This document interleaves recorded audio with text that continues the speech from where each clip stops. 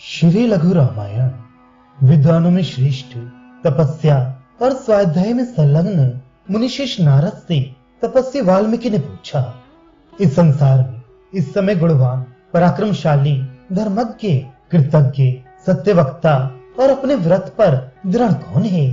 कौन ऐसा है जो सच्चरित्र युक्त है? कौन सब प्राणियों के हित में लगा हुआ है?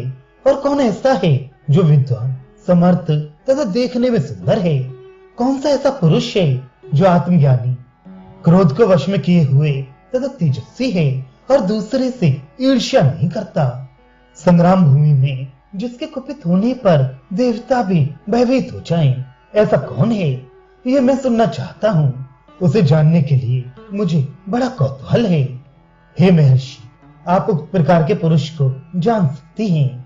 त्रिलोकी के ज्ञाता नारद वाल्मीकि की बात सुनकर बोले, अच्छा सुनिए।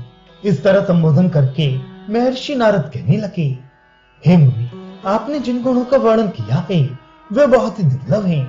फिर भी मैं अच्छी तरह विचार करके उन गुणों से युक्त मनुष्य को बतलाता हूँ जिसके विषय में मैं आपसे कुछ कहना चाहता हूँ। उन्हें लोग राम कहते हैं। वे आत्मज्ञानी, महाबली, तेजस्वी, धर्मशील और जितेंद्रिय हैं। वे बुद्धिमान, नीतिज्ञ, वक्ता, श्रीमान और शत्रुओं के विनाशक हैं। उनका खूब लंबा चौड़ा कंधा है, लंबी लंबी भुजाएं हैं, शंख की तरह उनकी ग्रीवा है और विशाल पुट्ठे हैं। उनके विशाल छाती है। वे हाथों में विशाल धनुष धारण किए रहते हैं। उनके पसलियां छिपी रहती हैं। वे शत्रुओं का दमन करने की प्रबल शक्ति रखते हैं। जान अर्थात घुटनों तक पहुंचने वाले उनके हाथ हैं। सुंदर माथा है, बढ़िया ललाट है, सराहनीय पराक्रम है, बराबर और सुडौल उनके अंग हैं। मनोहारिणी छवि है और उनका प्रताप भी साधारण नहीं है। उनकी सुदृढ़ छाती है, बड़ी बड़ी आंखें हैं। वे लक्ष्मी संपन्न हैं और उनमें सभी शुभ लक्षण विद्यमान हैं। वे धर्मज्ञ और सत्य संग अर्थात अपनी प्रतिज्ञा को निभाने वाले हैं। वे सदा प्रजा के हित में रत रहते हैं। वे यशस्वी, ज्ञान संपन्न, पवित्र, वशी और समाधिमान हैं। वे राम प्रजापति के समान श्रीमान, जगत के पालक एवं शत्रुओं के विनाशक हैं। वे समस्त संसार की तथा धर्म की सर्वदा रक्षा करती हैं। वे धर्म के रक्षक हैं और निर्जनों की रक्षा करती हैं। वे वेद वेदांत के सारे तत्वों को जानते हैं और धनुर्वेद में एक असाधारण प्रतिभा रखते हैं। वे संपूर्ण शास्त्रों के अर्थ तथा तत्व को जानने वाले, समृद्धिमान, प्रतिभाशाली, सबको प्रिय, साधु, अधीनात्मा और पंडित हैं। जैसे समुद्र नदियों से मिलता है, वैसे ही वे सदा सज्जनों से मिलते हैं और उनका दर्शन सबको सुखदायी होता है। वे राम सर्वगुण संपन्न, कौशल्या का आनंद बढ़ाने वाले, समुद्र के तुल्य गंभीर तथा हिमालय के समान धैर्यशाली हैं। वे वीर एवं बल में विष्णु के सदृश हैं। चंद्रमा के सदृश सबको उनका दर्शन प्रिय है। वे क्रोध में कालाग्नि के समान और क्षमा में पृथ्वी के समान हैं। त्याग में कुबेर के सदृश, सत्य में दूसरे धर्मराज के समान तथा सब गुणों से युक्त हैं। सब पुत्रों में बड़े, प्रजा के हित में संलग्न एवं प्रजा प्रिय। सत्य पराक्रम राम को राजा दशरथ ने प्रजा के हित के लिए युवराज बनाने का निश्चय किया। श्री राम के अभिषेक की तैयारी देखकर पूर्व काल में वर प्राप्त दशरथ की प्यारी रानी कैकेयी ने उसी समय अपने पति से राम के निर्वासन तथा भरत के राज्याभिषेक का वर मांगा। तदनुसार सत्यवचन रूपी धर्म के बंधन में बंधे हुए राजा दशरथ ने अपने प्रिय पुत्र राम को निर्वासित कर दिया। वीर राम माता कैकेयी की भलाई और पिता की प्रतिज्ञा का पालन करने के निमित्त उनकी आज्ञा मानकर वन को चल दिए। सुमित्रा का आनंद बढ़ाने वाली स्नेह और विनय संपन्न प्रिय भ्राता लक्ष्मण ने भाई को वन जाते देखा तो उन्होंने भी स्नेहवश उनका साथ दिया। सुमित्रा नंदन लक्ष्मण भली भांति भ्रातृत्व निभाते थे और राम की भार्या सीता सदैव राम को प्राण के समान प्रिय समझती हुई उनके हित में संलग्न रहती थी। वो जनक के कुल में उत्पन्न देव माया से निर्मित सभी शुभ लक्षणों से युक्त एवं सब नारियों में एक उत्तम नारी थी। जिस तरह रोहिणी चंद्रमा का अनुगमन करती है, सीता ने भी राम का उसी प्रकार अनुगमन किया। उस समय पूर्ववासी तथा पिता दशरथ भी थोड़ी दूर तक राम के साथ गए। गंगा के किनारे श्रृंगवेरपुर में पहुंचकर राम ने सारथी सुमंत्र को विदा किया और निषादों के राजा धर्मात्मा एवं प्रिय मित्र निषाद राज से भेंट की। निषाद, लक्ष्मण और सीता के साथ साथ राम एक वन के बाद दूसरे वन तथा बड़ी बड़ी नदियों को पार करके भरद्वाज जी की आज्ञा से चित्रकूट वन में एक सुंदर आश्रम बनाकर रहने लगे। देवता तथा गंधर्वों आदि के समान वे तीनों वहां सानंद रह रहे थे। राम के वन जाते ही पुत्र वियोग से शोकातुर राजा दशरथ पुत्र राम के लिए विलाप करते करते अपने प्राण त्याग दिए। उनके देहावसान के अनंतर मुख्य मुख्य ब्राह्मणों ने राज्य ग्रहण करने के लिए भरत से बहुत कहा, किंतु भरत राज्य के प्रति अनिच्छा प्रकट करके राम को बनाने के लिए वन को चल दिए। भरत ने पराक्रमी रामचंद्र जी से प्रार्थना करते हुए कहा, हे धर्मज्ञ, आप ही अयोध्या के राजा बने। परम उदार, सुमुख और कीर्तिशाली रामचंद्र ने पिता की आज्ञा का पालन अपना धर्म समझकर राज्य से अनिच्छा प्रकट की और भरत को समझाकर राज्य के लिए अपनी पादुका दी और लौटने का बार बार अनुरोध किया। इस प्रकार राम ने भरत को लौटाया और अपनी कामना सफल होते ना देख भरत भी राम के चरणों का स्पर्श करके अयोध्या लौट आए। तदनंतर राम के आगमन की प्रतीक्षा करते हुए भरत नंदीग्राम में रहकर प्रतीक्षा करने लगे। भरत के चले जाने पर सत्यसंग, श्रीमान एवं जितेंद्रिय राम वहां नित्य नगरवासियों की भीड़ आती देखकर दंडकारण्य को चल पड़े। कमल के सदृश नेत्रों वाले राम ने उस महाअरण्य में जाकर विराध राक्षस को मारा और शर्वंग ऋषि से मिले। उस वन में सुतीक्ष्ण, अगस्त्य तथा अगस्त के भाई इत्यादि से मिले। वहां ही अगस्त के दिए हुए इंद्रधनुष, तलवार, कर्कश तथा बाण ग्रहण किए और वंचरों के साथ निवास करने लगे। एक दिन वहां के सब ऋषि राक्षसों के वध का अनुरोध करने के लिए राम के पास आए। तदनंतर राम ने दंडकारण्य निवासी उन अग्नि के समान तेजस्वी ऋषियों के समक्ष पृथ्वी के सारे राक्षसों का वध करने की प्रतिज्ञा की। वहां ही राम ने जन स्थान निवासिनी तथा काम रूपिणी राक्षसी शूर्पणखा की नाक कान काटकर क्रूर किया और जन स्थान निवासी 14,000 राक्षसों को काल के गाल में पहुंचा दिया। इस प्रकार अपनी जाति का संहार होते सुनकर रावण क्रोध से मूर्छित हो गया और अपनी सहायता के लिए मरीच नामक राक्षस को बुलाया। मरीच ने अनेक प्रकार से समझाते हुए इस प्रकार कहा, हे रावण, बलवानों के साथ विरोध करना ठीक नहीं है। किंतु काल प्रेरित रावण ने उनकी एक भी बात नहीं मानी और उनके साथ राम के आश्रम पर पहुंचा।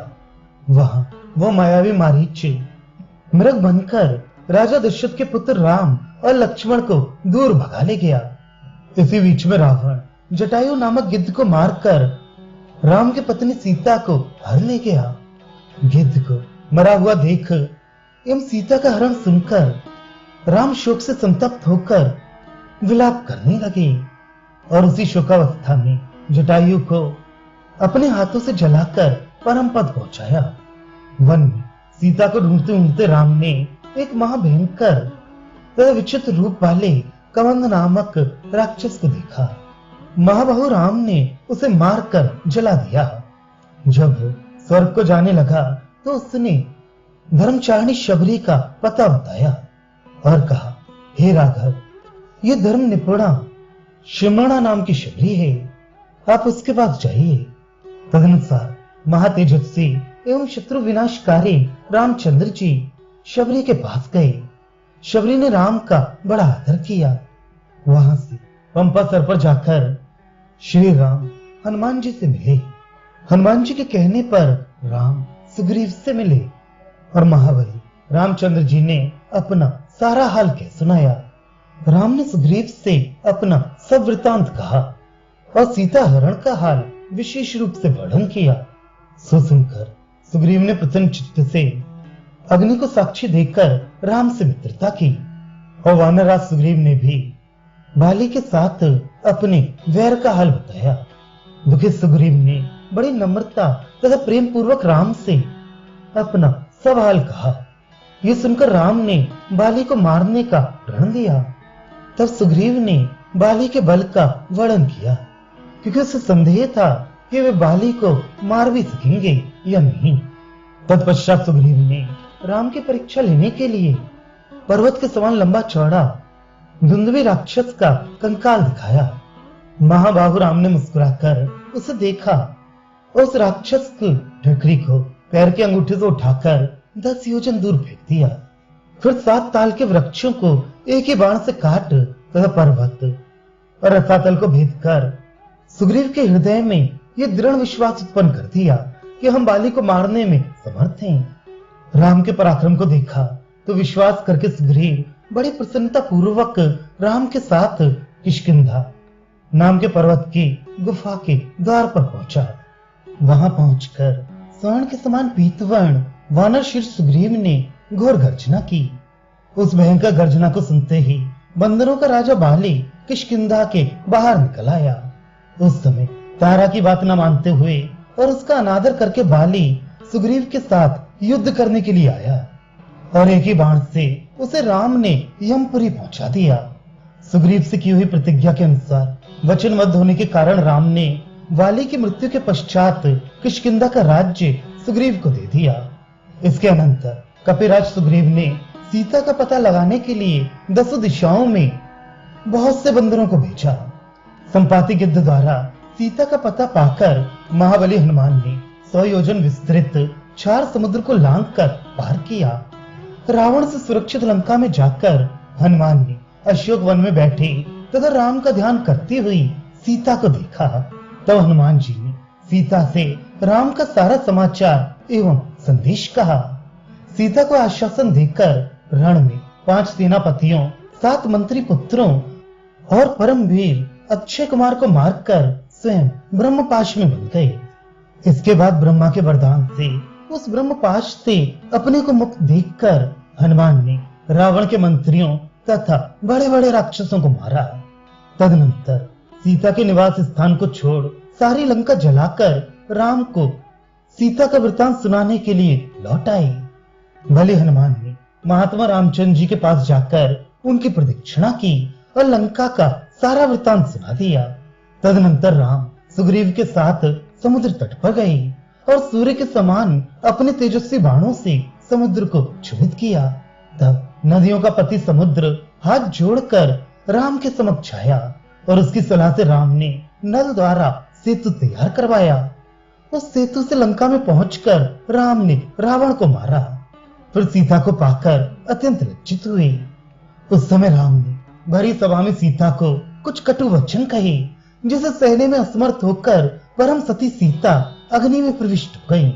तदनंतर अग्नि के कथनानुसार राम ने सीता को निष्पाप समझा। राम के इस कर्म से सचराचर त्रिलोकी देवता तथा ऋषि सब लोग प्रसन्न हुए। प्रसन्न हृदय राम देवताओं से पूजित होकर बहुत शोभित हुए। तदनंतर लंका में राक्षस श्रेष्ठ विभीषण को राज तिलक देकर राम संताप से मुक्त कृतकृत्य एवं आनंदित हुए। वहां देवताओं से वर पाकर वानरों तथा प्रियजनों के साथ पुष्पक विमान से अयोध्या को लौट पड़े। भरद्वाज के आश्रम प्रयाग में पहुंचकर सत्य पराक्रम राम ने हनुमान को भरत के पास भेजा।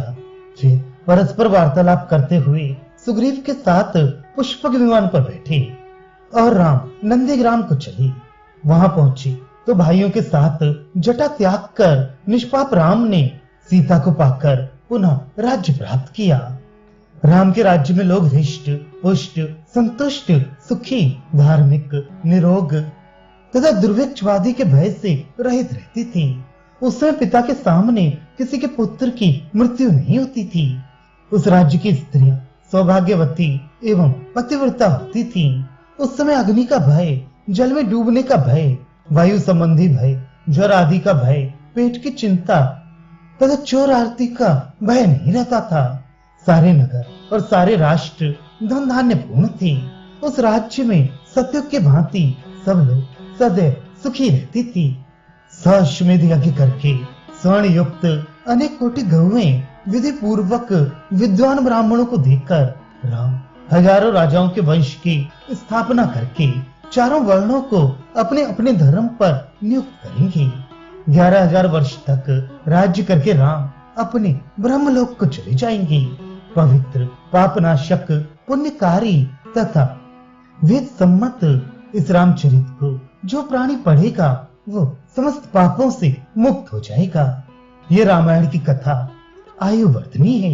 इसको पढ़ने से मनुष्य पुत्र पौत्रों से शोभित होकर मरने के बाद स्वर्ग लोक में पूजित होता है। इस लघु रामायण को पढ़ने से ब्राह्मण विद्वान होता है, क्षत्रिय भूमि का स्वामी होता है, वैश्य व्यापार में सफल होता है और शूद्र महत्व पाता है।